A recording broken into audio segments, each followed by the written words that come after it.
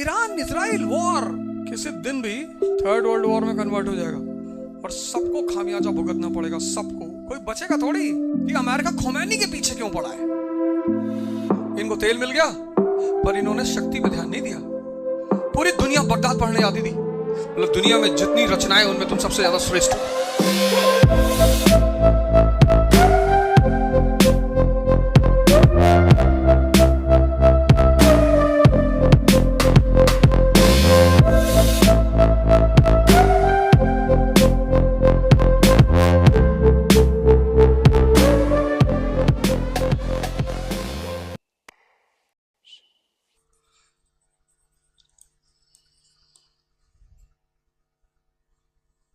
समझ।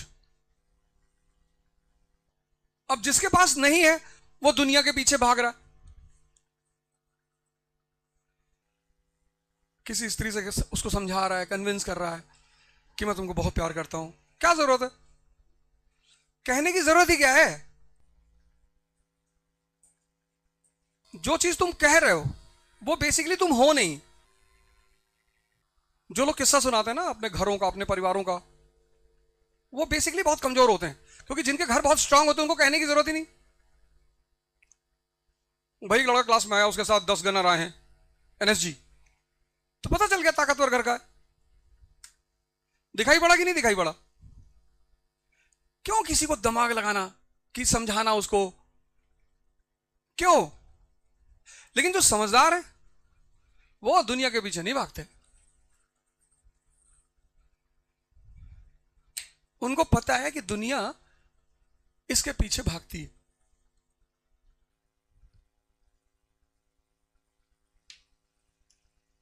अब तुम आज ये पहली बार डिसाइड कर लेना कि तुम दोनों में से किस साइड हो।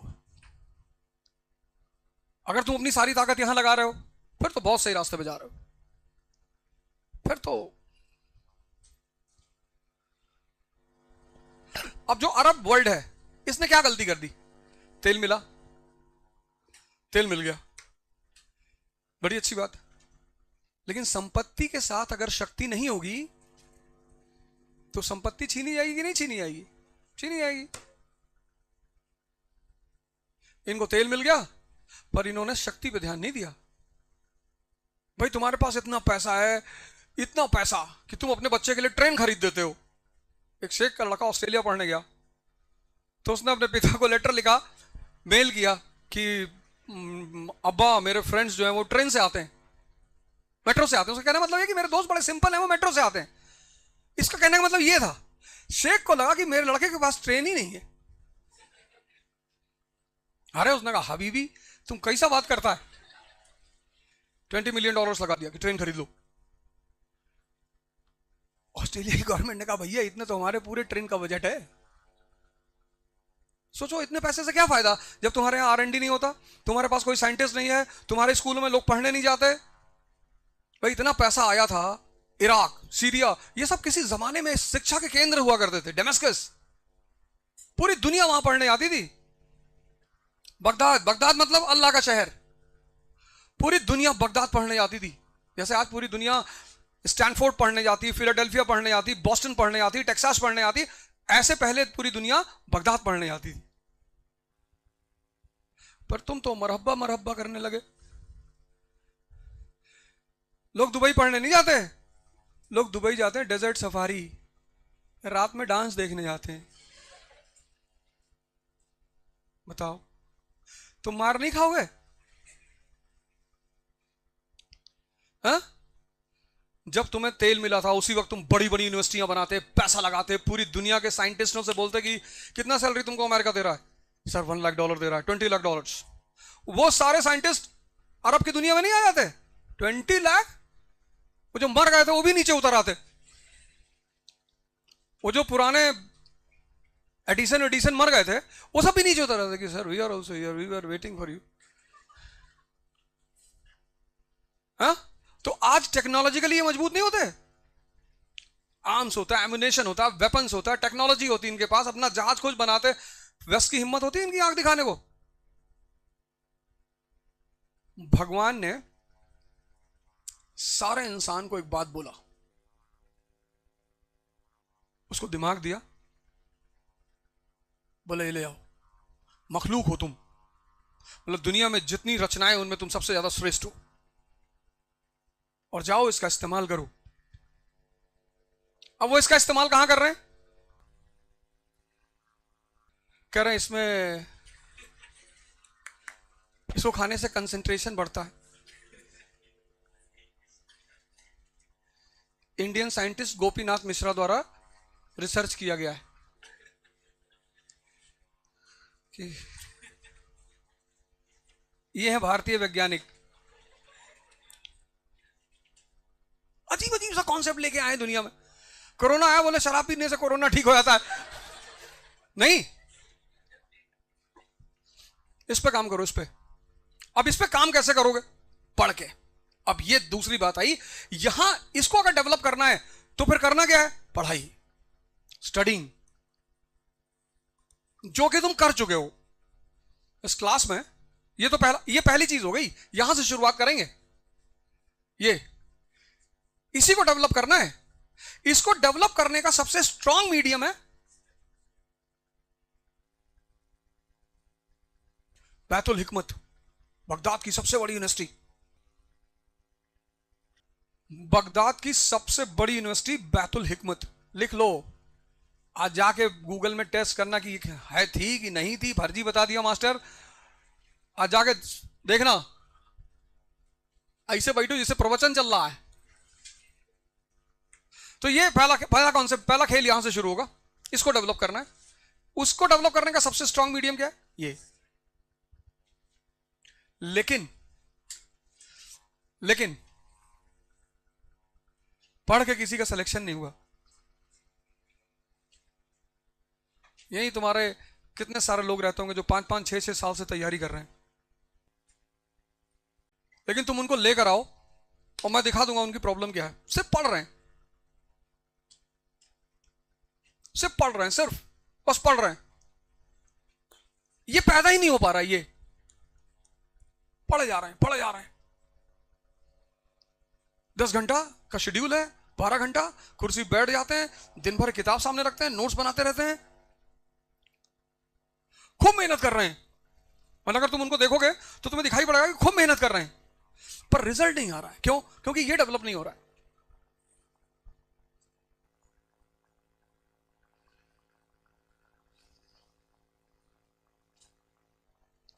अब तुमने देखा अमेरिका की history, United states of America की। 1787 में यूनाइटेड स्टेट्स ऑफ अमेरिका एक नेशन के रूप में पैदा हुआ, और 1787 में यूएस क्या है? स्लम एरिया, झोपड़पट्टी, 13 कॉलोनीज। और ये अमेरिका जो 1787 में 13 कॉलोनीज है सिर्फ, वो 1945 में वर्ल्ड पावर है। सेकेंड वर्ल्ड वॉर खत्म हुआ और America is a world power. पूरी दुनिया को वो डिक्टेट कर रहा है। जो पहला का सुपर पावर है ब्रिटेन, उसको वो डिक्टेट कर रहा है। भाई अमेरिका से पहले वर्ल्ड पावर कौन था? ब्रिटेन। ब्रिटेन और फ्रांस। अब ब्रिटेन और फ्रांस को रिप्लेस किया यूएस और यूएसएसआर ने, और यूएस डिक्टेट कर रहा है ब्रिटेन को कि अपनी फौजें हटा लो यहां से, वहां पे हम बैठेंगे। 1949 में वो एक ऑर्गेनाइजेशन बना रहा है, नाटो।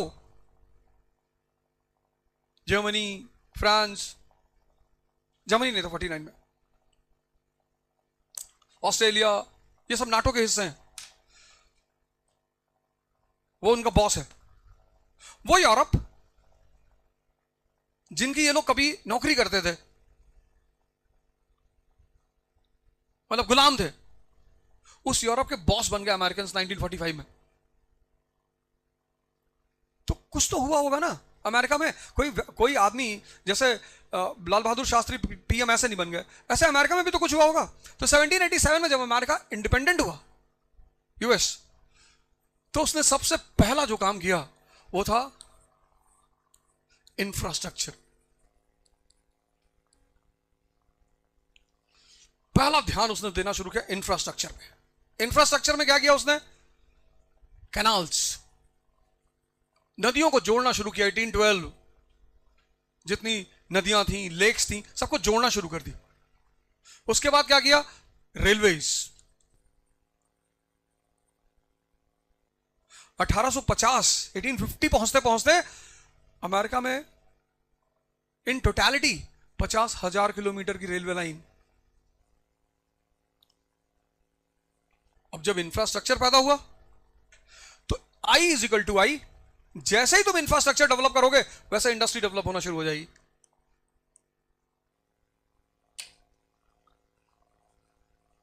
लेकिन अगर तुम अफ्रीका देखो, अफ्रीका, अब यहीं पे तुम अफ्रीका देखो,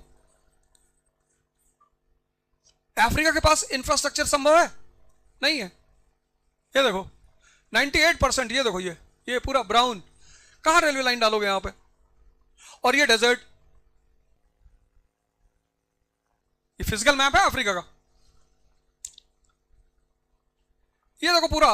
और इनकी इसकी जितनी रिवर्स हैं, ये रिवर्स, ये सब बड़े बड़े वाटरफॉल बनाती हैं। मतलब रिवर्स में नेविगेशन भी नहीं कर सकते, तो वाटर नेविगेशन नहीं हो सकता, रेलवे लाइन नहीं हो सकती, सड़क नहीं हो सकती। तो जब इंफ्रास्ट्रक्चर नहीं हो सकता तो इंडस्ट्री कहां से होगी? ये देखो, ना इंफ्रास्ट्रक्चर ना इंडस्ट्री।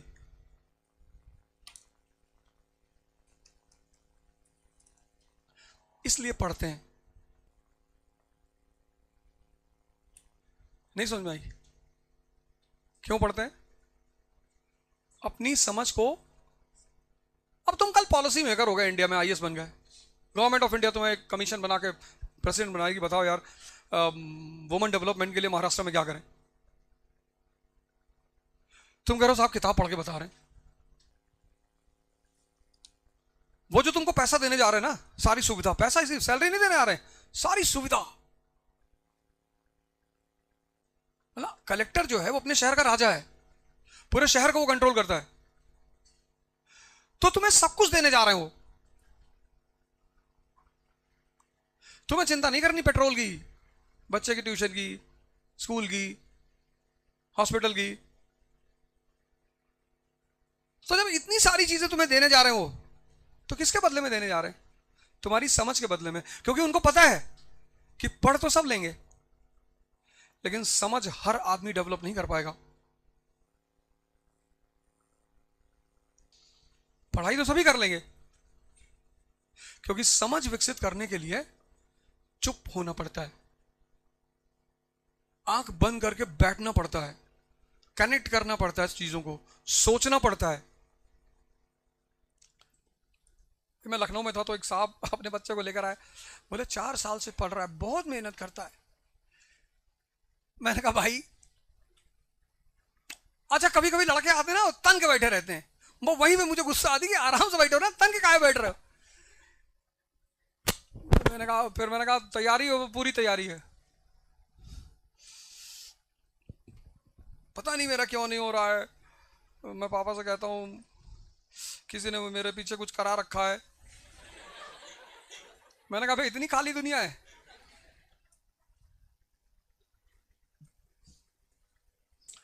तो मैंने कहा ईरान में माउंटेन रेंज कौन कौन सी है? ये जो माउंटेन रेंज है ईरान के चारों तरफ, ये कौन सी रेंज है उधर वाली पूरी? तो ऐसे देखने लगा। मैंने कहा जाओ यार, मैंने कहा इनको घर भेजो, इनका अगले 4000 साल भी नहीं होगा, इनका मरा हुआ दिमाग है। जिसका दिमाग ही मरा है, ईरान इजराइल वॉर, किसी दिन भी 3rd वर्ल्ड वॉर में कन्वर्ट हो जाएगा अगर वो शांत नहीं हुआ तो। और सबको खामियाजा भुगतना पड़ेगा, सबको, कोई बचेगा थोड़ी। ये जो चिल कर रहे हो बाहर निकल निकल के, सब खत्म हो जाएगा। बैलगाड़ी चलना पड़ेगा, तेल बचेगा ही नहीं। गवर्नमेंट सारे ऑयल को रोक देगी कि सिर्फ गवर्नमेंट इंस्टीट्यूशन में जाएगा बस, बाकी तेल बंद कर दो। ये जो 50-50 लीटर से इस कोटा धुल रहे हो सुबह सुबह, ये सब ऐसे ही खड़ी रहेगी, कोई चलाने वाला मिलेगा नहीं। इसको बोलते हैं कोलैटरल डैमेज। जब एक मकान में आग लगती है तो उसके बगल के मकान पे भी असर पड़ता है। अब इस क्लास में किसी ने भी कोशिश नहीं की होगी कि अमेरिका खोमैनी के पीछे क्यों पड़ा है। इतने सारे तुम लोग बैठे हो, पर तुमने कोशिश नहीं की कि लाओ यार पढ़ लें कि कौन है ये आयतुल्लाह खुमैनी, क्यों अमेरिका इसके पीछे पड़ा हुआ है। और तुम्हारी मजेदार बात पता क्या है, तुम में से कुछ लोग खुश हो कि मुसलमान मारे जा रहे हैं, तुम में से कुछ लोग दुखी हो कि यार उम्मत के लोग हैं। फर्जी, तुम फायदे नुकसान पे खुशी दुखी नहीं हो, तुम बेवकूफी में खुशी दुखी हो। हिंदुस्तान में कुछ लोग बहुत खुशी, बढ़िया बढ़िया इजराइल मार रहा ईरानियों को, बहुत बढ़िया। भाई साहब अगर ये गल्फ बंद हो गया ना तो हिंदुस्तान में 5,000 लीटर पेट्रोल निकलेगा और 10,000 रुपया किलो आलू। अरे जब 5,000 लीटर पेट्रोल हो जाएगा तो ट्रांसपोर्टेशन चार्ज लगेगा नहीं। 70% एशिया का ऑयल यहां से निकलता है, यहां से। ये देखो ये दूध दही दवाएं जो दे रहे हो ना, 1-1 रुपए की दवा का 5-5 हजार रुपए दोगे। अगर ईरान ने ये गल्फ बंद कर दिया, तो अगर ये ब्लॉक कर दिया उसने, तेल की सप्लाई बंद इंडिया और चाइना को, सारी फैक्ट्रियां बंद हो जाएंगी। क्या नाम है वो 3 न्यूक्लियर प्लांट हमारे ईरान का, जहां इजराइल ने बॉम्ब अमेरिका ने गिराए, इनकी भी हालत खराब है। कितनी बड़ी घटना चल रही है। एफ से नाम है, एफ से देखो